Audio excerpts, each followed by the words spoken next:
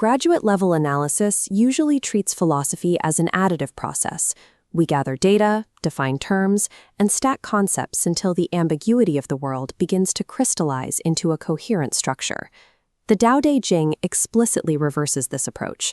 Chapter 48 dictates that while the pursuit of learning requires a daily increase in knowledge, the pursuit of the Tao demands a systematic daily subtraction of it. The original text is structured to frustrate linear reading.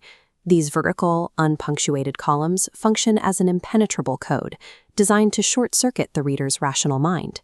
This logic trap is called systematic aporia, the intentional use of paradox to force a total epistemological collapse.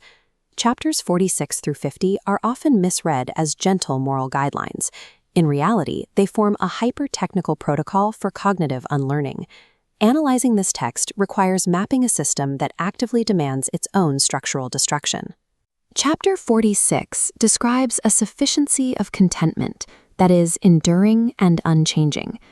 This sufficiency represents the sterile vacuum left behind once the rational mind has been dismantled. To understand the Taoist sage, we must abandon the attempt to build a coherent behavioral model and instead mathematically calculate the value of absolute zero.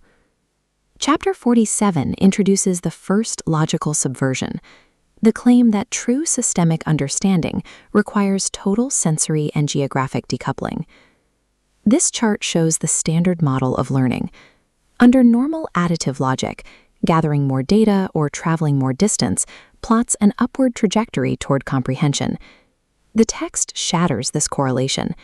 It argues that the sage accurately names reality specifically by refusing to observe it, asserting that the farther one goes out, the less he knows.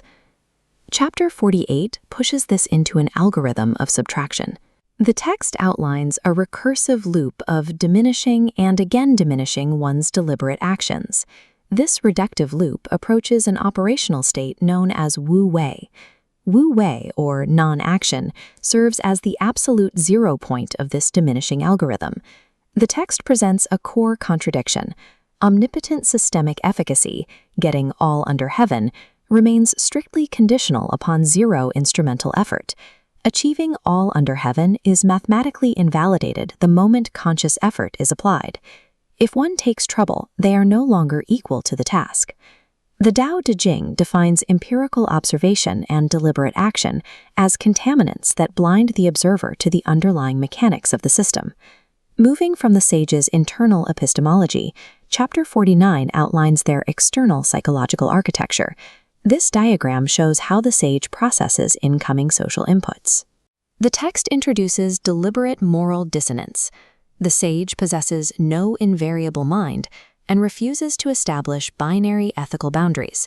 Whether an input is good or not good, the sage generates the exact same positive output.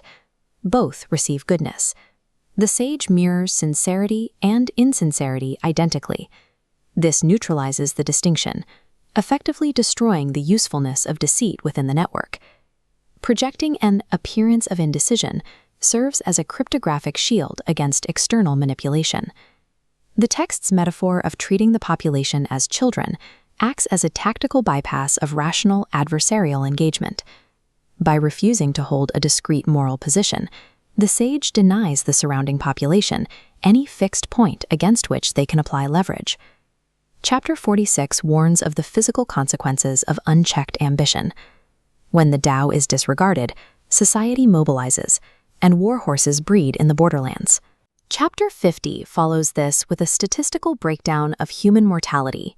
3 out of 10 people are ministers of life, 3 are ministers of death, and another 3 die specifically because they try to live. In this third category, the excessive endeavor to perpetuate life is the exact variable that generates vulnerability. A sage can travel overland without having to shun a rhinoceros or a tiger. The rhinoceros finds no place to thrust its horn. The extreme of this paradox involves entering an armed host without avoiding a sharp weapon. The weapon finds no place to admit its point. The weapon finds no entry point because the sage has deleted the place of death from their internal topology. This diagram illustrates a topological impossibility. Lacking a discrete ego or bounded identity to defend, the sage offers no physical surface area for reality to strike. Invulnerability in the Tao Te Ching manifests as a state of total structural absence. You are currently processing conflicting mandates to act by not acting, to know by not looking, and to survive by abandoning the will to live.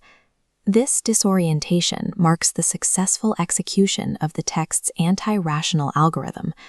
Rather than providing frameworks to solve the complex variables of reality, the Tao Te Ching forces the observer to delete the need to compute them entirely.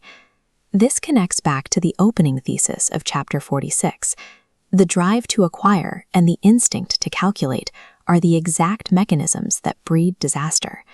Mastery exists as the enduring, unnameable sufficiency of leaving the system completely alone.